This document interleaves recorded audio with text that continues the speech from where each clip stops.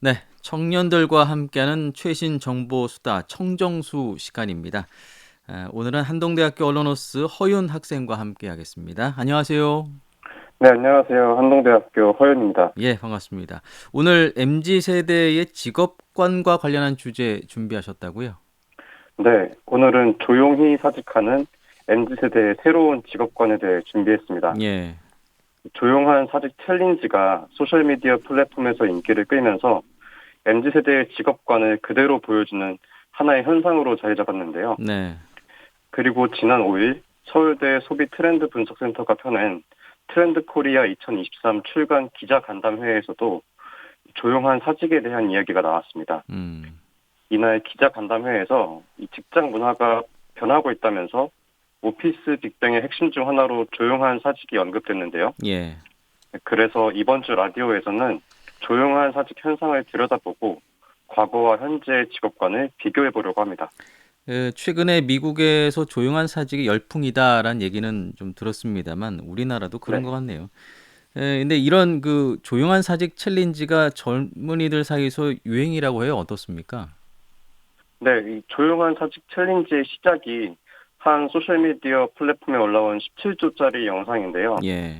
이 주인공이 바로 뉴욕에서 IT 엔지니어로 일하고 있는 자이드 펠린이라는 사람입니다. 음. 이 자이드 펠린이라는 사람이 일은 당신의 삶이 아니다.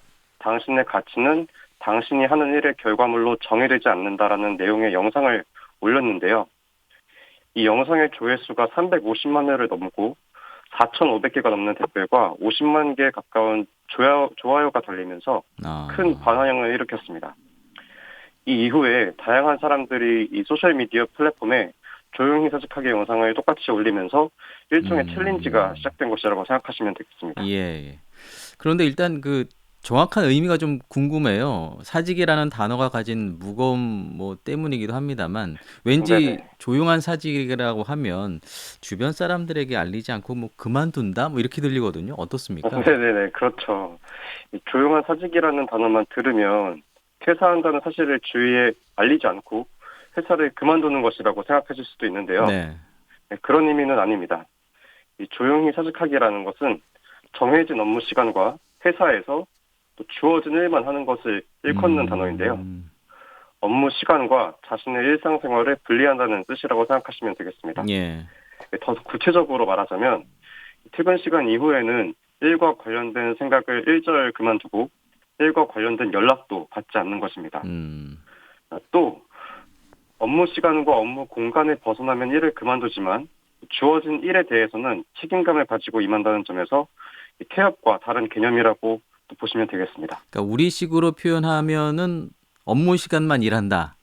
뭐 그렇죠. 네. 시키는 것만 한다. 예, 이렇게 네네. 볼 수 있을 것 같아요. 뭐 내 마음속의 사직 이렇게 표현해도 될 것 같은데 네. 이렇게 MZ 세대 사이에서 이런 조용한 사직이 공감을 얻게 된 배경이 있을까요? 네, 앞서 언급하신 대로 조용히 사직하기 챌린지가 미국에서 시작이 되었는데요. 예. 8월 21일자 워싱턴 포스트지에 따르면 조용한 사직은 MZ세대가 경쟁적인 노동 환경 속에서 일과 일상의 균형을 되찾겠다는 의지의 표현입니다. 음. 또 초과 근무를 강요하는 기업의 태도에 대해서 일종의 반발 심리를 가지는 것도 조용한 사직 현상의 원인 중 하나라고 볼 수 있겠습니다. 음. 그리고 특히 코로나 팬데믹 이후 번아웃이 심해진 것이 MZ세대가 직장 생활과 일상 생활을 엄격히 분리하는 동기가 됐습니다. 예. 네, 한편 또 코로나 팬데믹 이후에 대량 해고, 실직, 재택근무가 늘어나면서 이 일을 바라보는 MZ세대의 관점이 달라진 것도 조용한 사직이 하나의 현상으로 자리 잡게 된 배경이라고 볼 수 있습니다. 네, 제가 MZ세대가 다른 세대에 비해서 조용한 사직을 더 선호한다는 사실을 보여주는 조사 결과를 가져왔는데요. 예. 구인구직 플랫폼 사람인이라는 곳에서 지난해 12월 직장인 3,293명을 대상으로 설문조사를 진행했습니다. 응답자 중에 70%가 월급 받는 만큼만 일하면 된다라고 답했습니다. 음. 이 응답자의 비율 중 20대가 78.1%, 30대가 77.1%였는데요. 이는 59.2%인 40대보다 약 20%포인트 높고 40.1%를 기록한 50대보다는 약 30%가량 높은 수치였습니다. 네. 조사 결과에서도 분명히 드러나듯이 MZ세대에 해당된다고 볼 수 있는 20대와 30대가 음. 40대와 50대보다 조용한 사직을 더 선호했습니다. 아, 일과 쉼 또는 뭐 공과사를 좀 명확하게 구분하려는 젊은이들의 문화 때문일 수도 있을 것 같고요. 또 네, 그동안 그렇습니다. 뭐 IMF나 금융 위기 등을 겪으면서 열심히 일한다는 것에 대한 어떤 가치가 조금씩 달라지는 측면도 있는 것 같습니다. 네, 그 예전과 달리 이제는 뭐 받은 만큼 일한다처럼 직업관도 좀 많이 바뀐 것 같고요. 어떻습니까? 네, 그렇습니다. 예전에는 직장을 자신이 평생 또 열심히 노력해야 될 공간이라고 여겼습니다. 예. 한 직장에 뼈를 묻겠다는 말이나 평생 직장이라는 단어가 과거의 직업관을 아주 전형적으로 나타낸다고 볼 수 있는데요. 음. 요즘에는 둘 다 잘 쓰이지 않습니다. 이 직장 생활과 일상 생활을 분리하지 않고 직장에서 요구하는 업무에 대해서 열정적으로 임하는 태도를 미국에서는 허슬 컬처라고 하는데요. 네.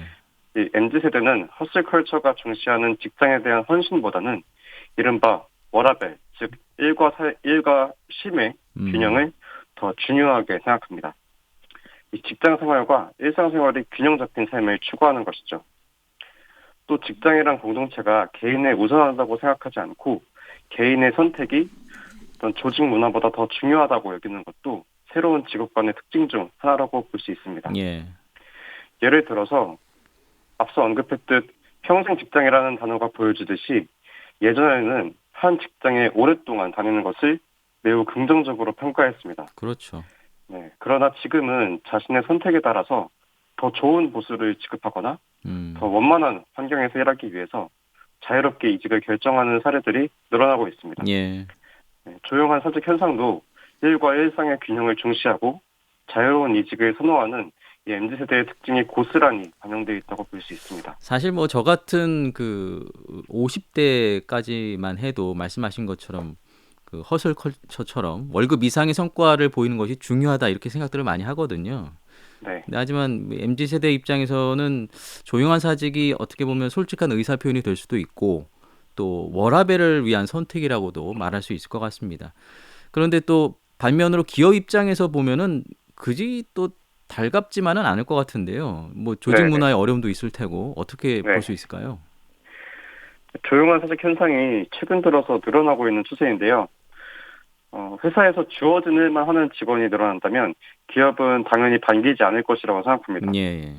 기업이 중시하는 조직 문화와 팀워크, 이윤 창출 등의 부정적인 영향을 줄 수 있기 때문인데요. 음, 지난달 15일 하버드 비즈니스 리뷰는 회사는 필요할 때 기꺼이 일하려는 인력으로 움직이게 되어 있고 이 조용한 사직 현상이 늘어나는 추세가 회사만이 아니라 직원 개개인에게도 좋지 않다라는 의견을 내놓았습니다. 네. 한편 조용한 사직이 직원이 아닌 관리자, 즉 기업의 조직 문화에 문제가 있기 때문에 나타나는 현상이라는 지적도 있는데요. 지난 8월 하버드 비즈니스 리뷰에 따르면 좋은 상사를 둔 직원이 조용한 사직을 할 확률은 3%인 반면 나쁜 상사를 둔 직원이 조용한 사직을 할 확률은 14%나 됐습니다. 예. 이러한 사실을 고려하면 기업에서 신뢰할 만한 조직 문화가 올바르게 갖춰져야 조용한 사직이 늘어나는 것을 막을 수 있다고 주장할 수 있겠습니다. 그만큼 조직 문화가 중요하다. 예. 그렇죠. 그래서 네. 요즘 취준생들 보면은 단순히 뭐 연봉만 보거나 회사의 위치, 뭐 인지도 이런 것뿐만 아니라 이런 그 회사 분위기나 조직 문화도 많이 관심을 갖고 보는 것 같아요. 네, 그렇습니다. 그 허연 학생 친구 중에도 직장인들 있을 텐데 네네. 혹시 주변에서 이렇게 조용한 사직을 실제로 하는 분들이 있을까요? 어떻습니까? 근데 제 주위에도 직장에 다니는 친구들이 있어서 한번 물어봤는데요. 네. 조용한 사직을 실천하고 싶지만 현실적인 문제 때문에 굉장히 어렵다고 답했습니다. 네네.